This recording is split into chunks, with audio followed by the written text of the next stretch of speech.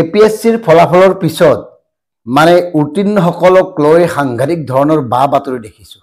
তেওঁলোকক লৈ সমদল হৈছে, তেওঁলোকক লৈ চৰ্চা হৈছে, সম্বৰ্ধনা হৈছে, বহুত কিবা কিবি হৈছে। ভালো লাগিছে দিয়কচোন, উৎসাহ পাইছে।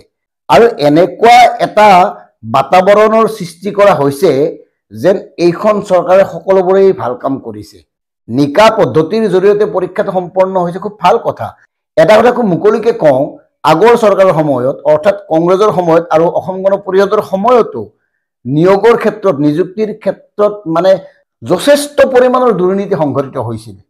ভাৰতীয় জনতা পাৰ্টিৰ চৰকাৰৰ সময়ত কিছু কমিছে, এই কথাটো মানি লওঁ। যদিও তৃতীয় আৰু চতুৰ্থ বৰ্গৰ চাকৰিৰ ক্ষেত্ৰত আমি যে বাতৰি পাইছিলোঁ 55 বছৰীয়া লোকেও নিযুক্তি পালে, সেই কথাবোৰ বাৰু তল পৰিল, কিয় পৰিল সেইটো বেলেগ কথা। অৱশ্যে দুটামান কথা এইকাৰণে ক'ব খুজিছোঁ, এওঁলোকলৈ যিধৰণে চৰ্চা কৰা হৈছে সেয়া বেছি হৈছে। কিয় কৈছোঁ, এনেকুৱা এচিএছ অফিচাৰ দেখিছোঁ, এনেকুৱা এপিএছ অফিচাৰ দেখিছোঁ যিসকলে চাকৰি কৰাৰ প্ৰায় 1-1.5 বছৰৰ ভিতৰতে বিভিন্ন ঠাইত মাটি কিনে, ডাঙৰ ঘৰ বনায়, গাড়ী ঘোঁৰা বিভিন্ন ধৰণৰ সম্পত্তি অৰ্জন কৰে, গাঁৱৰ চিনাকি মানুহজনক পাহৰি যায়, গাঁওখন পাহৰি যায়, নিজৰ মাক দেউতাক নিজৰ পৰিয়ালক সময় দিবলৈ সময় নাপায়, মানে ইমান ব্যস্ত হৈ যায়, তেওঁলোকৰ লাইফষ্টাইল যিটো সাংঘাতিক ধৰণে পৰিৱৰ্তন হয়। এনেকুৱা কিছুমান আমি অফিচাৰ দেখিছোঁ, খুব সাধাৰণ পৰিৱেশৰ পৰা গৈছে, ভিতৰৰ গাঁৱৰ পৰা গৈছে, অথচ এপিএছচিত নিযুক্তি হোৱাৰ পিছত তেওঁ সাধাৰণ মানুহক মানুহ বুলিয়েই নাভাবে। গতিকে ব্যৱহাৰটো আচল, ব্যৱহাৰটো ভাল হ'বনে নহয় এই কথাবোৰহে লক্ষণীয়। বিগত সময়তো অনেক এনেকুৱা লোক এপিএছচিত উত্তীৰ্ণ হৈ বিভিন্ন প্ৰশাসনিক পদত নিযুক্তি হৈ আছে, তেওঁলোকৰ ব্যৱহাৰ কেনেকুৱা। এটা সৰু উদাহৰণ দিছোঁ, যদি কিবা কাৰণত এগৰাকী ব্যক্তিয়ে চক্ৰ বিষয়ৰ দায়িত্ব পায়, তেতিয়াহ'লে সকলোকে সামৰি লোৱা নাই, বহুতেই নিজৰ লগতে নিজৰ অঙহী বঙহীক নিদিয়ে। খোলালীক যদি আছে বা কোনোবা তেনেকুৱা যদি অতি আপোন মানুহ আছে, তেওঁলোকৰ কাৰণে মাটি সম্পত্তি কৰে নামে বেনামে। প্ৰশাসনিক বিষয়াসকলে সাধাৰণ মানুহক কি ধৰণে চায়, কি দৃষ্টিৰে চায়, কিয় এটা কামৰ বাবে 100 বাৰ যাব লাগে এটা অফিচক।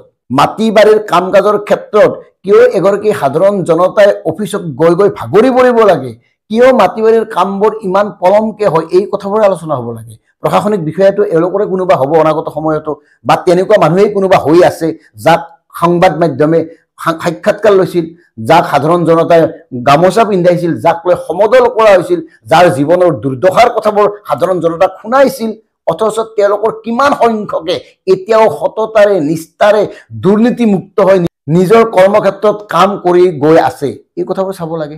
আৰু এইবাৰ এপিএছচি পৰীক্ষাত উত্তীৰ্ণ হোৱাসকল যিসকলে মানে টেলিভিশ্যনত বাইট দিছে, বিভিন্ন সংবাদ মাধ্যমত সাক্ষাৎকাৰ দিছে, আপোনালোকক এটা অনুৰোধ, বুকুত হাত থৈ আপোনালোকে ক'ব পাৰিবনে যে অনাগত সময়ত আপোনালোক দুৰ্নীতিত লিপ্ত নহয়।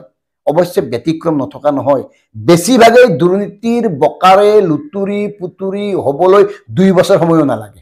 মানে গোটেই কাৰবাৰটো যদি আপোনালোকে মন কৰে, মুখত বৰ ধুনীয়া ধুনীয়া কথা কয়, যেতিয়া ব্যৱস্থাটোৰ মাজত সোমাব, যেতিয়া দেখিব চব মালৰ খেলা, ওপৰেও কয় মাল দিয়ক, তলেও কয় পাৰ্চেণ্টেজ দিয়ক, অমুকেও কয় ছাৰ অমুকে অমুক দিছে, এইটো লৈ থক, এই লৈ থক, এইখিনি পালো, এইখিনি কৰিলে এইখিনি পাব, এনেকে লোভটো বাঢ়ি যায়। বাঢ়ি গৈ গৈ গৈ গৈ এওঁলোকে যে কৈছিল কিছুমান কথা, সততাৰ কথা, নীতিৰ কথা, সাধাৰণ জনতাৰ কথা, সেইবোৰ চব পাহৰি গৈ সাধাৰণ মানুহক বহুত দূৰতে বিদূৰ কৰি মানে বিভিন্ন ধৰণৰ ডাঙৰ ডাঙৰ মানুহ যাৰ টকা পইচা আছে, যি টকা পইচা খুৱাব পাৰে, তেওঁলোকৰ লগত মানে ঘণ্টাই নিজৰ অফিচত সময় পাৰ কৰি থাকে। এনেকুৱাইতো ঘটে।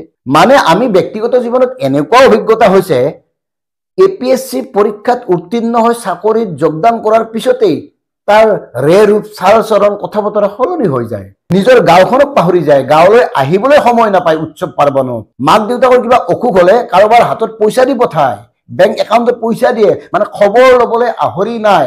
এনেকুৱাও মানুহ দেখিছোঁ যিসকলে নিজৰ আপোন মানে বন্ধুৰ মৃত্যুত সামান্য খবৰ এটা ল'বলৈ সময় নাপায়। গতিকে তেনেকুৱা এচিএছ বিষয়া, তেনেকুৱা এপিএছ বিষয়া, তেনেকুৱা প্ৰশাসনিক বিষয়া যিমানেই ডাঙৰ মানুহ নহওক, তেওঁলোকৰ যিমানেই টকা নাথাকক, তেওঁলোকে যদি নিজৰ সমাজখনৰ কাৰণে একো নকৰে, তেওঁলোকে যদি নিজৰ গাঁওখনৰ ল'ৰাকেইটাৰ কাৰণে একো নকৰে, তেওঁলোকে যদি তেওঁলোকৰ লগত খেলি ধূলি ডাঙৰ হোৱা নিজৰ সতীৰ্থসকলৰ খবৰ এটা নলয়, তেতিয়াহ'লে তেওঁলোকৰ কিহৰে তেওঁলোকক এইটো দেখাব পাৰি। গতিকে মই সকলোকে সামৰি লোৱা নাই, খুব বিনম্ৰভাৱে কওঁ, ইয়াৰ মাজতো খুব ব্যতিক্ৰম আছে, ইয়াৰ মাজতো সৎ লোক আছে, ইয়াৰ মাজতো নিৰ্দিষ্ট নীতি নিয়মৰ মাজেদি চলি দুৰ্নীতি মুক্ত হৈ সাধাৰণ জীৱন যাপন কৰা বহুত অসাধাৰণ লোক আছে। কিন্তু আমি যে বেছিকৈ কৈ দিওঁ, আমি যে ইমান গুণগান গাওঁ, ইমান গুণগান গোৱাটো মানে উচিত নহয়, চাব লাগে এওঁলোকেনো কি কৰে, চাই লওঁচোন, তাৰপিছত তেওঁলোকক ক'ব।